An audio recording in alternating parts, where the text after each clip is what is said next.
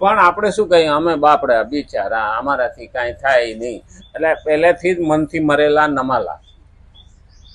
જેનું મન મજબૂત છે એ ભગવાનને પણ પામી લે, અને ભગવાનને પામ્યા વિના એ માણસ મુક્તિને મેળવી શકતો નથી.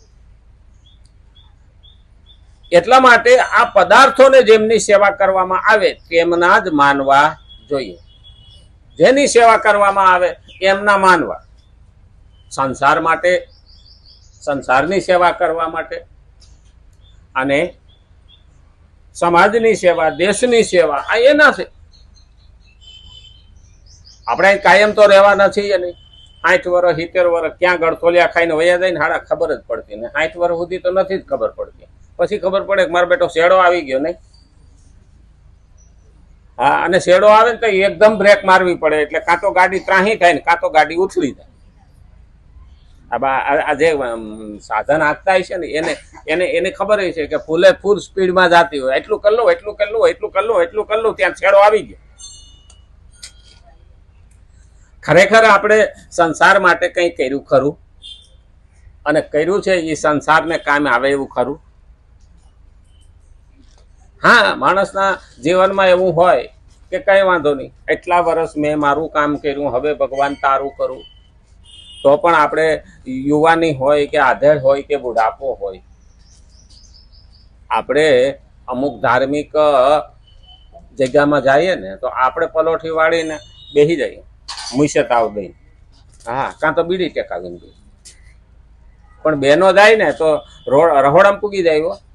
ધાર્મિક સ્થળમાં જાય ને ત્યાં જઈને રોટલા આવડતા હોય રોટલા કરવા બેસે, કોઈ શાક સમારવા બેસે. તો આ ભગવાનનું કામ થયું કે ન થયું? અને એ ભગવાનનું કામ થયું ને એ મૂળ તો સંસારનું જ થયું ને.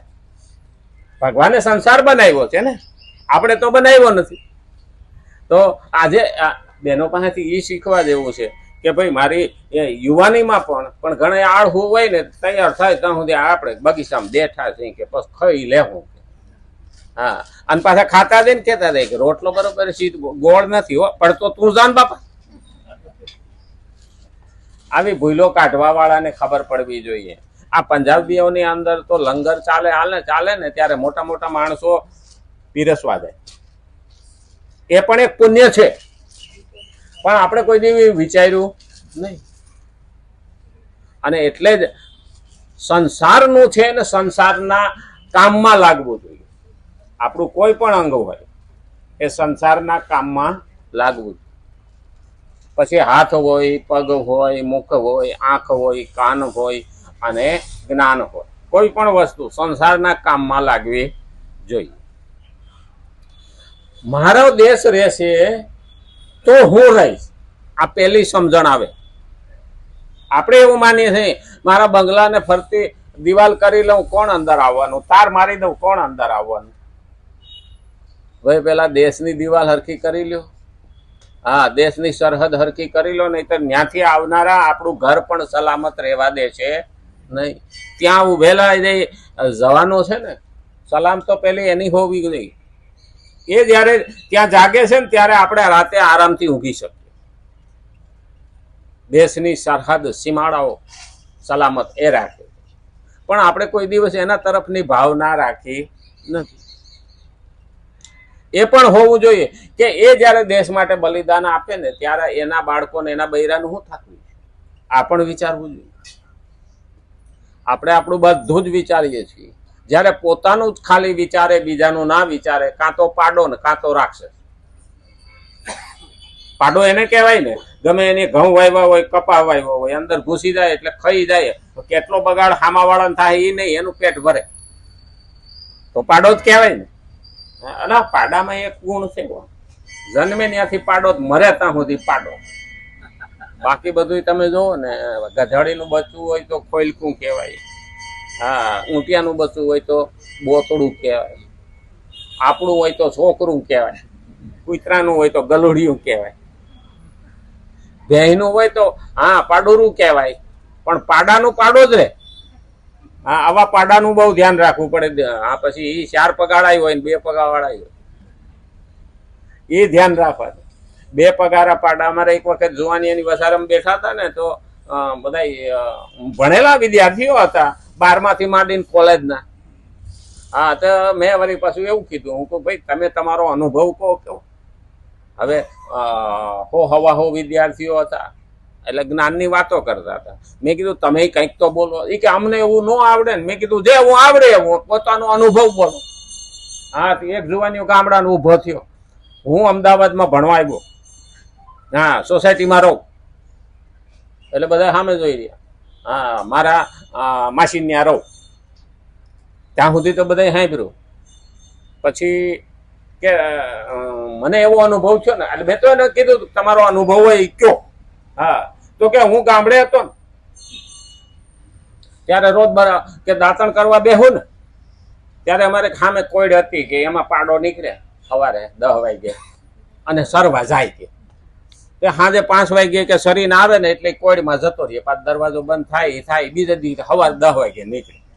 ઓલા કે આ બધી ગામડાની વાત ક્યાં લાવ્યો કે ત્યાં ઘડી થયું ને એટલે કે હું અહીં સોસાયટીમાં રહું ને અમારે સામે એક મોટા સાહેબ રહે.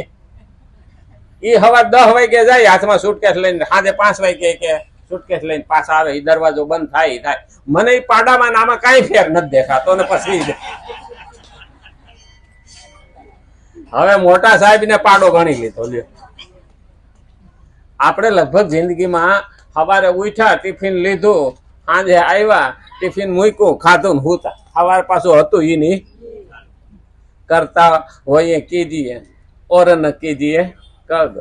નહીતર ભાઈ કરતા હોય એમ કરીએ ને સાસની ધોણી ભરીએ એ ખરું. રોજે રોજ જે કરવાનું છે એ જીવનમાંથી મારે કોઈક દિવસ પણ ભક્તિ તરફ વળવું જોઈએ. આ તો મેં સંસાર માટે કહ્યું, આ તો મારા ઘર માટે કહ્યું. અને એટલે કીધું કે એટલા માટે આ પદાર્થોને જેમની સેવા કરવામાં આવે ને તેમના જ માનવા જોઈએ. આ પદાર્થો સંસારના જ છે. ખરેખર જોવા જઈએ ને તો માણસની પાસે ભલે મોટા બંગલા હોય વાંધો નહીં, હારામાં હારા હોય, પણ એને એવું થવું જોઈએ કે મારે ત્યાં ભગવાનના ભક્તો આવે, મારે ત્યાં સાધુ સંતો આવે, મારે ત્યાં પ્રભુનું કામ થાય. એવી જો અંદર ભાવના હોય ને તો એ એમની પાસે રહેલું પણ યોગ્ય છે. કારણ કે બધું તો આપણે વાપરી નાખવાના નથી. અને ખરેખર માણસ એમ કે ને કે મારે ભગવાન નથી જોઈતો,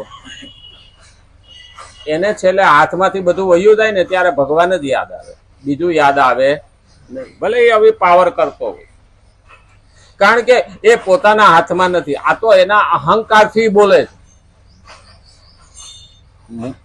દુર્યોધન પણ એ જ બોલ્યો હતો, મારે કોઈની જરૂર નથી. અને જેને રૂપિયા થાય ને એ પણ એમ જ બોલે છે.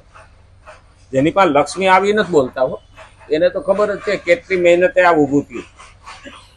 અને આપણે ગામડામાં જયારે મહેનત કરીને ખેતી કરે ને ત્યારે ગામડાના દેશી માણસો શું કહે, કેટલી વીહે હો થાય. એ હો ગણતા ન આવડે ને તો 20 કરીને 5 વખત ભેગા કરે કે કેટલી વીહે હો થાય. આની પાસે ઘણું બધું છે કે કેટલી મહેનત કરે તો અહીંયા બધું ઉત્પન્ન થાય. અને છતાં એના જેવો સંસારને માટે બીજો કોઈ નહીં. ચોર ખાય, ઢોર ખાય, મોર ખાય, અભ્યાગત ખાય, માગણ ખાય, અને તે પછી પોતાના ઘરમાં જાય. એમાં એની ક્યારેય ગણતરી નથી કરી. કીડીથી માંડી અને હાથી સુધીનો બધાને એમાંથી મળે. અને એટલે જ કીધું છે કે એક પુણ્યશાળી એને અન્નદાતા કહ્યું, જગતનો તાત કહ્યું. શા માટે? લોકોનું પેટ ભરે.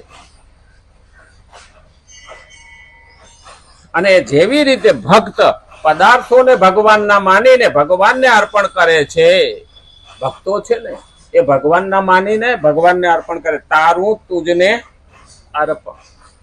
કઈ પણ વસ્તુ છે ભગવાન તારા માટે, તારે વાપરવું હોય, તારા માટે વાપરવું હોય તો મારી ના નથી. ખરેખર આપણા શરીરથી માંડીને, ઇન્દ્રિયોથી માંડીને, મનથી માંડીને, બુદ્ધિથી માંડીને કોઈ પણ સાધન સામગ્રી ભગવાન તારા માટે વાપરવાની આવે ને તો મારી કોઈ ના નથી. અને એટલે જ કીધું તદયમ વસ્તુ ગોવિંદ તોભ્યમેવ સમર્પયતે સમર્પયે. તેવી જ રીતે કર્મયોગી પદાર્થોને સંસારના જ માનીને સંસારને અર્પણ કરે છે.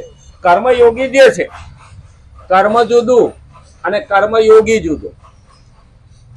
કર્મ યોગીનો અર્થ થાય છે જે મારા માટે નથી, કાં તો પ્રભુ માટે, કાં તો સંસાર માટે, કાં તો સમાજ માટે, કાં તો દેશ માટે જે હું કરું છું, મારે કંઈ જોઈતું નથી. આને કર્મયોગ